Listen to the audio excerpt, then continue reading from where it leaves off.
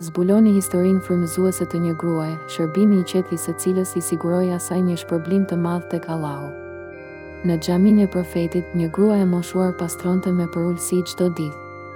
Përkushtimi i saj nuk shihej nga shumica, një akt i qetë dashurie për shtëpinë e Allahut, pa kërkuar lëvdata nga njerëzit. Kur ajo ndëroi jetë pa u vënë re, profeti, paqja qoftë mbi të, u trishtua. Ai na mësoi statusin e saj të lartë tek Allahu, duke u lutur te varri i saj, duke treguar vlerën e madhe të veprave të saj të sinqerta dhe të fshehura.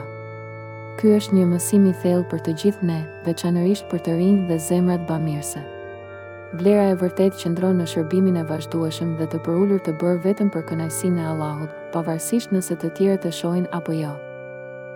Le të frymëzoj kjo histori. Kërko ato akte të qeta mirësie, je i qëndrueshëm në përkushtimin tënd dhe ki besim se Allahu sheh dhe shpërblen çdo përpjekje të sinqertë, pavarësisht se sa e vogël i duket botës.